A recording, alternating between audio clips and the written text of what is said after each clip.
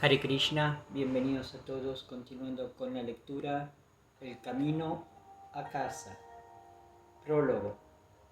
Salí de las aguas heladas del río Bagmati, procedentes del Himalaya, y contemplé dos montones de cenizas, uno de un pozo de cremación y otro de un fuego de sacrificio.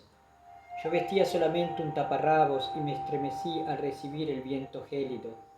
Entonces me invadió una fuerte sensación de nostalgia. ¿Qué hacía allí aterido, de frío, solo, muerto de hambre y tan lejos de casa? ¿Acaso mi búsqueda sería en vano? Contemplé el cielo y vi resplandecer las estrellas a través de las ramas de una vieja higuera de Bengala. Las aves nocturnas entonaban una canción melancólica.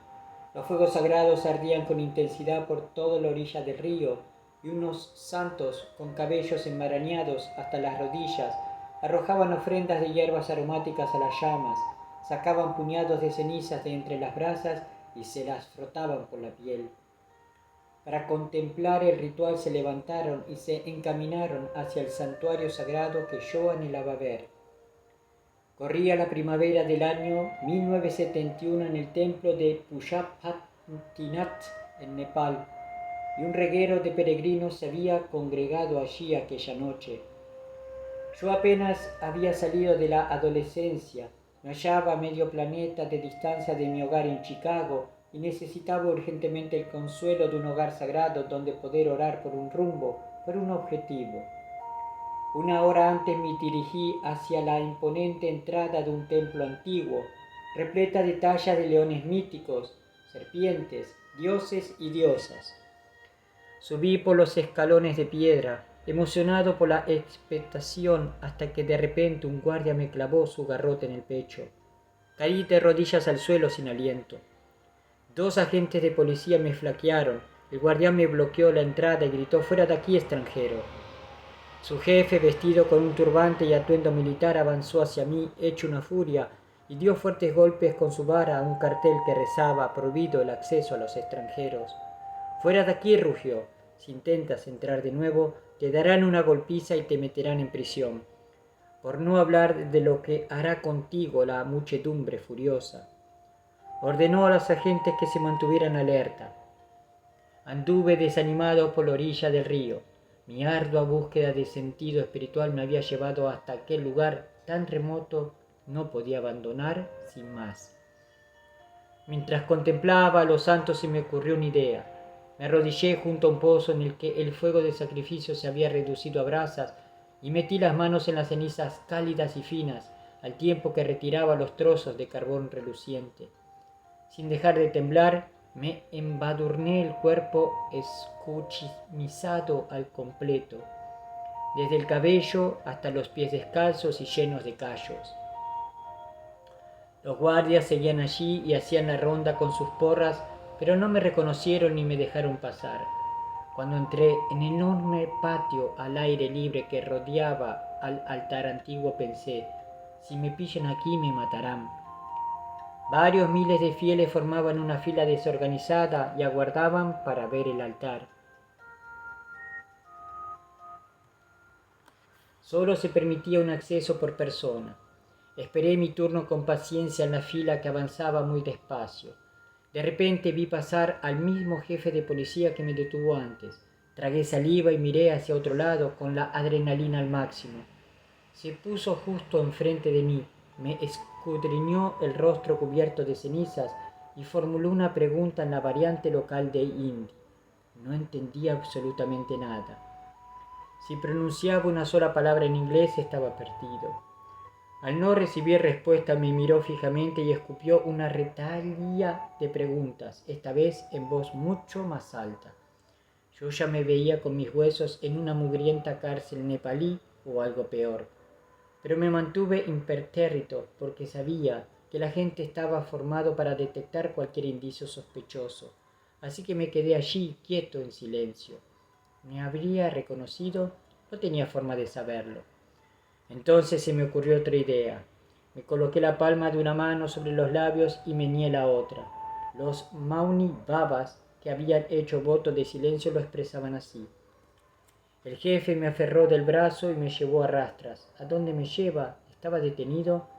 Metí un grito y de repente vinieron corriendo 2 guardias que me rodearon y me abrieron paso por entre los peregrinos hasta que llegamos al punto más masificado.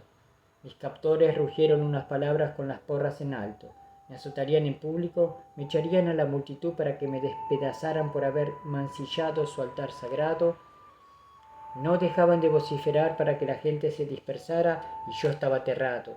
Los hombres me arrastraron por entre la multitud y me plantaron justo enfrente del altar, una pagoda colorida de la que salían espirales de incienso de sándalo. Enfrente se alzaba un toro de piedra gigantesco y en el altar había una figura de piedra de Shiva adornada con sedas que relucía por el oro y las joyas preciosas. El jefe levantó el palo y me apretó el brazo. ¿Iría a aporrearme justo delante de la imagen sagrada? Rodeado por los guardias y con la porra alzada por encima de la cabeza, gritó unas órdenes al sacerdote que corrió hacia el altar. Yo lo presenciaba todo muerto de miedo. El gran sacerdote apareció vestido con ropas de seda roja del santuario interior. Llevaba un llamativo círculo rojo de polvo pintado en la frente y un colgante de oro y una guirnalda de semillas de rudraksha cerca alrededor del cuello. Recitó el mantra Om Namah Shivaya en un tono profundo e hipnótico. Mi captor, que iba bañado en sudor pese al viento helado, le gritó algo al sacerdote que de nuevo no entendí. Él lo escuchó atentamente. Asistió, cerró los ojos y se quedó en silencio. Transcurrieron unos segundos hasta que empezaron a oírse las protestas de la masa de peregrinos que perdían la paciencia. Entonces el gran sacerdote se enderezó, inspiró profundamente y comenzó a recitar mantras de los antiguos textos sánscritos. Me quedé sin palabras cuando me enfundó con un turbante de seda. Después me colocó un chal sobre los hombros, varias guirnaldas de jazmín y dama de noche alrededor del cuello. Me ungió la frente con pasta de sándalo y me ofreció agua con sabor a azafrán para beber. Completamente perplejo me fijé en que el policía contenía la multitud creciente para concederme la oportunidad exclusiva de venerar al Señor y ser honrado por el templo. Después hizo una reverencia con humildad, me pidió una bendición con las palmas unidas y se fue. No me reconoció con el disfraz o sabía perfectamente quién era y decidió honrar mi determinación. Nunca lo sabré. De cualquier forma recibí una lección de humildad.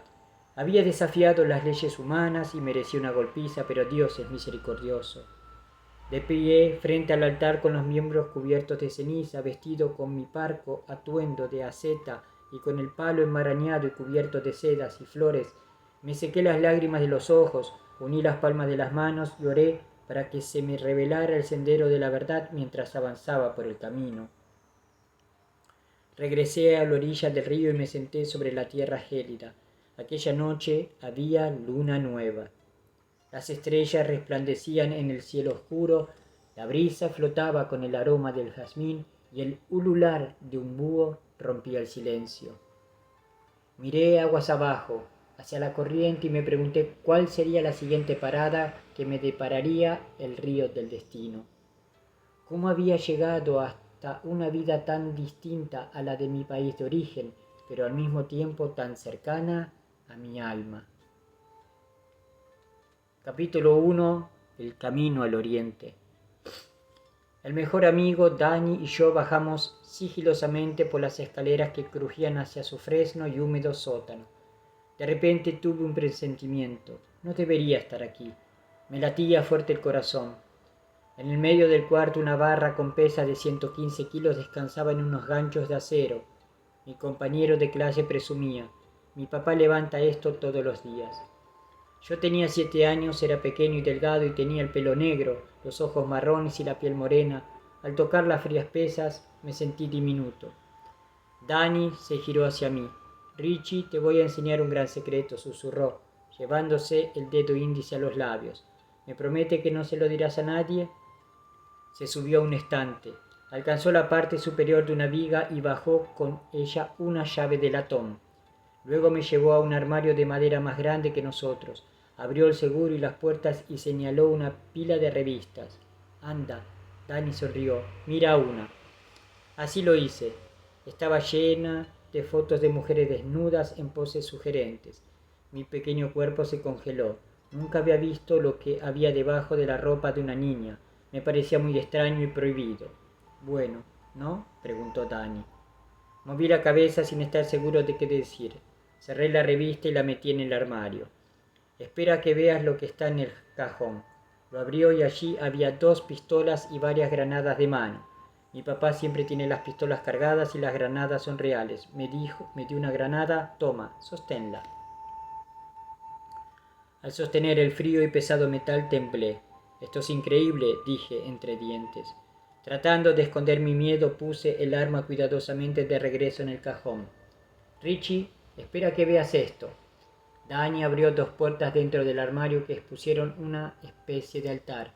Allí una fotografía enmarcada contenía una figura cuyos ojos miraban fijamente los míos de manera inquietante. Horrorizado me encontré cara a cara con Adolfo Hitler. 2 brazaletes bordados con cruces gamadas nazis caían ceremoniosamente a ambos lados de la foto, y debajo estaba colgada una daga con una cruz gamada brillante al relieve en el mango. Me dio un vuelco el corazón. Unas imágenes horribles aparecieron en mi mente. A menudo había escuchado a mis mayores hablar de la reciente matanza de mis parientes a manos de los nazis. No habíamos vuelto a saber nada de la familia de mi abuelo desde 1941, cuando los nazis ocuparon Lituania, nuestra tierra ancestral. «Esto es un secreto, pero mis papás te odian», murmuró Dani. Una ola de calor me subió por el estómago hasta la garganta. «¿Por qué? ¿Qué hice yo?» «Porque eres judío. Dicen que mataste a Jesús». «¿Qué?». Me quedé paralizado. Lo que estaba escuchando no tenía sentido. «Mi papá dice que hasta Dios te odia». Los fuertes pasos de sus padres crujían a través del techo sobre nosotros. No sabía si debía correr, esconderme o llorar. «¿Tú me odias, Dani?» «No, tú eres mi amigo. Como eres judío, puede ser que te odie cuando crezcas, pero ahora espero que no». Se me quedó la mente en blanco. Después de cerrar el armario, Dani me llevó arriba, a la mesa de la cocina donde su mamá nos esperaba con 2 platos de galletas de vainilla y 2 vasos de leche fría. Sonrió con dureza. El alto crujido del suelo anunció la entrada del papá de Dani, un hombre fornido de mandíbula cuadrada, un corte militar con pelo tornando a gris, ojos pequeños y penetrantes y una media sonrisa que me dio escalofríos. Me sentí completamente vulnerable en su presencia. «Estarán envenenadas las galletas», pensé, pero ¿qué podía hacer? Me daba miedo no comer. «Come, Richie, ¿qué pasa?», me retó su madre. Luché por esconder mi dolor mientras me comía las galletas. Con cada mordisco rezaba a Dios para que me protegiera. Pálido como un fantasma, caminé a casa. A esa edad tenía poco poder para razonar, simplemente me sentía muy herido. Mi mamá me recibió con una sonrisa tierna. Estaba parada en la cocina con un delantal atado en la cintura, estirando masa en nuestra mesa circular. «Estoy preparando un strudel de manzana para ti, Richie, tu favorito». «Mamá», pregunté, «¿Dios me odia?» «No, claro que no, Dios te ama». Sus cejas se fruncieron mientras puso el rodillo sobre la mesa. «¿Por qué me haces esa pregunta?» Tenía miedo de contárselo. No sé, supongo que por curiosidad. Para evitar más preguntas subí a mi cuarto. Creí a mi mamá. Creía que Dios me amaba. Mientras estaba en la cama mirando al techo, luchaba por llegar a entender la contradicción entre el amor y el odio, ambos vinculados al mismo Dios. En la inocencia de la niñez rezaba en secreto en mis pensamientos o en un susurro. Solía rezar en la cama hasta quedarme dormido. Cuando rezaba tenía una sensación de refugio y de que alguien me estaba escuchando. Creía que Dios me oía y que estaba conmigo. De todos modos, tenía muchas interrogantes sobre este ser divino. ¿Quién es este ser llamado Dios?, me preguntaba a menudo. ¿Es una enorme nube o una sombra casi invisible? ¿O es un amigo que escucha todas mis oraciones, tan real que casi lo puedo tocar con mis pensamientos? Mis padres, Gerald y Dele Slavin, no eran particularmente religiosos en el sentido estricto de la palabra. Más bien expresaban su fe en Dios a través de su gratitud, generosidad, gentileza y dedicación a la familia. Crecieron durante la depresión y desde su niñez trabajaron duro para mantener a sus familias. Aunque querían lo mejor para sus hijos, se aseguraban de no consentirnos, animándonos a ser agradecidos por todo lo que tenemos y lo que se nos ha dado. En 1955, cuando tenía 4 años, nos mudamos de Chicago a Sherwood Forest, en Highland Park, Illinois, porque mis padres querían criarnos a mis 2 hermanos y a mí en un ambiente libre de la contaminación y de los peligros de la gran ciudad. Nuestro barrio, tranquilo, estaba en un terreno llano con césped y árboles abundantes. Los niños jugaban en los solares vacíos y las silenciosas calles estaban llenas de casas casi idénticas entre sí. Nuestro pequeño Richie es dulce pero muy extraño, decían mis padres a menudo. ¿Por qué será así? Yo tenía costumbres raras, nadie sabía de dónde habían salido. Hasta los 8 o 9 años me negué a sentarme en sillas mientras comía y prefería sentarme en el suelo, lo cual mis padres me prohibían. Como concesión me permitían estar parado a la mesa, incluso en restaurantes. Era común que las camareras preguntaran si podían traerme una silla. Él no cree en las sillas, contestaba mi madre, encogiéndose de hombros. Mientras mis padres se preocupaban mucho por su apariencia y siempre vestían bien, mi madre tenía que lavar mi ropa nueva una y otra vez hasta que se viese vieja antes de aceptar ponérmela. Cuando me compraban zapatos nuevos, los raspaba con rocas hasta que se viesen usados. Siempre que mis padres tenían un auto nuevo, pisaba fuertemente el suelo del asiento de atrás hasta que ya no lo fuese. Tener mejores cosas que los demás me daba vergüenza. Yo idolatraba a los pobres y a los oprimidos. Una vez mi padre llevó a la familia a comer a un club de campo local.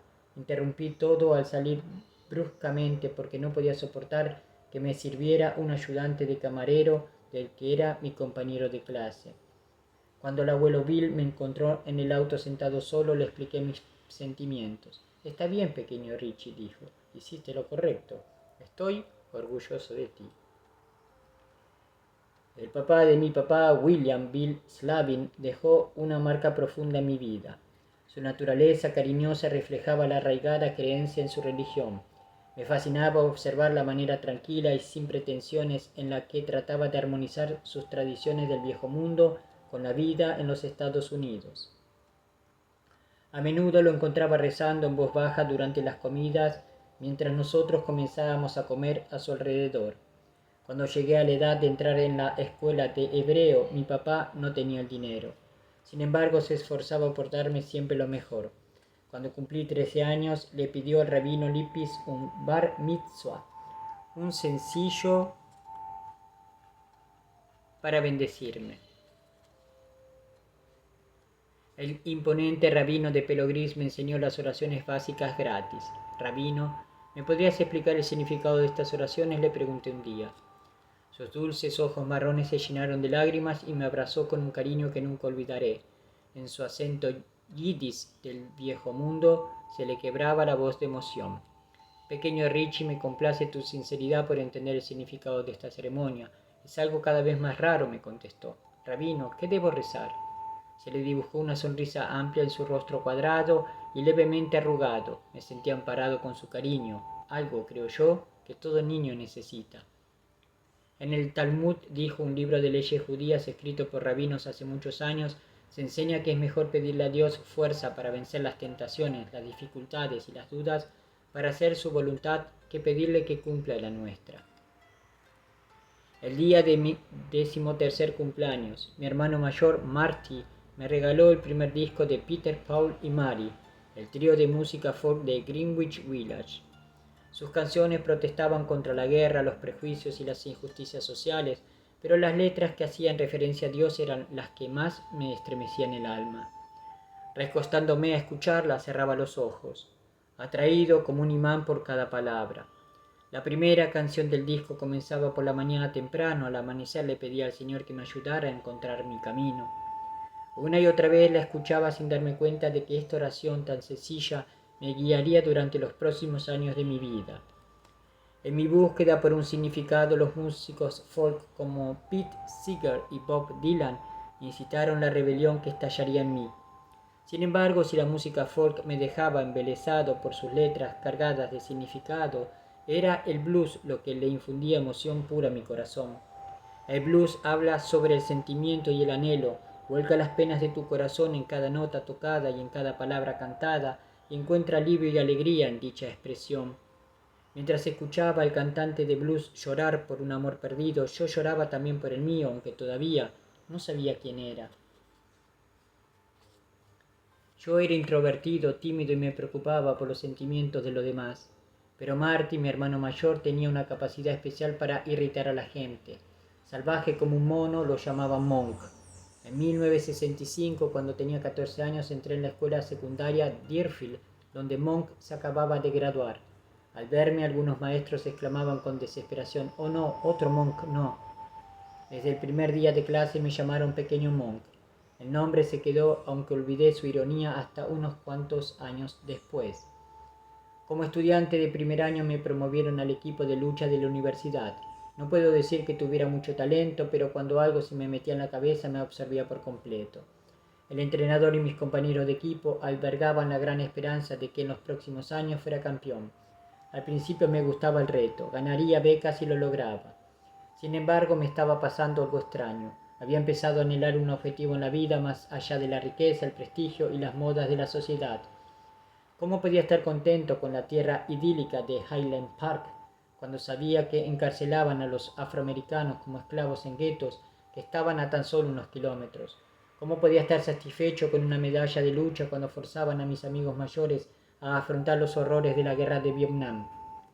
Angustiado por estas preguntas, mis amigos y yo cuestionábamos la estructura misma de la vida que conocíamos. En la búsqueda de un propósito ardía con la pasión del movimiento por los derechos civiles de Martin Luther King Jr. y estudiaba minuciosamente las palabras de Malcolm X y los libros sobre reforma social. Junto a mis mejores amigos Basun y Gary, a quienes conocía desde que teníamos 10 años, encontré un trabajo lavando autos después de la escuela y trabajé allí a tiempo completo durante el verano. Era difícil, pero me gustaba. Allí trabajábamos al son de la música soul entre hombres afroamericanos mayores de los guetos del sur de Chicago, un mundo completamente diferente a la seguridad de Highland Park. Escuchar el llanto de un cantante de blues o de soul en compañía de aquellos hombres que habían sido maltratados por la pobreza, la discriminación racial y el alcoholismo me conmovía el corazón. Tenía 15 años y me preocupaba por preguntas sin respuestas. Cuando un amigo cercano de solo 16 años murió cuando su auto resbaló en el hielo invernal y cayó a las aguas heladas del lago Michigan, empecé a preguntarme quién soy y a dónde voy.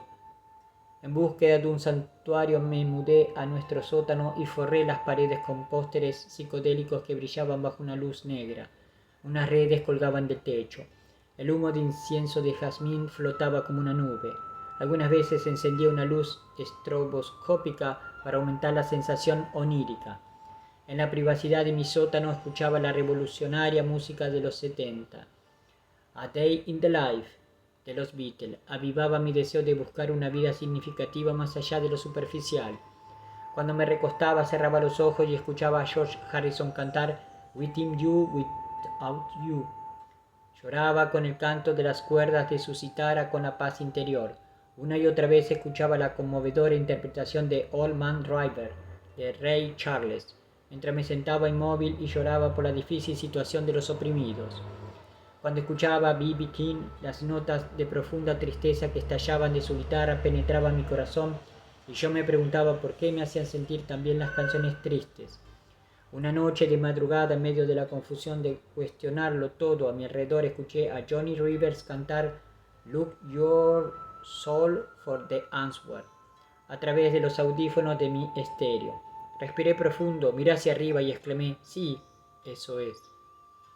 Incitado por los tiempos, mis amigos íntimos y yo nos metimos de lleno en el espíritu de la contracultura de los 60. Como parte de la minoría en una escuela en la que predominaban los conservadores, los atletas y los porristas, comenzamos a dejarnos el pelo largo, a experimentar con marihuana y LSD y en general a rebelarnos contra los valores de la generación de nuestros padres. Sin embargo, estaba indeciso, odiaba decepcionar a la gente. Me moría de ganas de dejar el equipo de lucha, pero no me atrevía a decepcionar a mi entrenador y a mis compañeros. La escuela esperaba que ayudase al equipo a llegar al campeonato. El entrenador una vez comentó a todos: Cuando pequeño Monk está decidido a ganar, es como un tigre hambriento que se pasea por la colchoneta. Es material de campeón, pero parece que está distrayéndose. Confundido, rezaba por encontrar una salida. Un tiempo después, en un prestigioso torneo, derribé a mi contrincante en los primeros 5 segundos del partido. El público aclamaba y me animaba, pero me arrodillé como si estuviese paralizado. El hombro se me había salido de su sitio y el hueso me había desgarrado los músculos del pecho. El dolor me punzaba todo el cuerpo. En aquel momento, con la dislocación del hombro, una pasión que ya había muerto trastornó mi vida. Temblando de agonía mientras cientos de personas en el gimnasio me miraban en el estado de shock, le di las gracias a Dios en silencio. Era libre. Sentía que lo que no había tenido las agallas de abandonar yo mismo, lo había desechado el destino. Srila Prabhupada Ki Jai, Radhanath Swami Ki Jai, Hari Bol.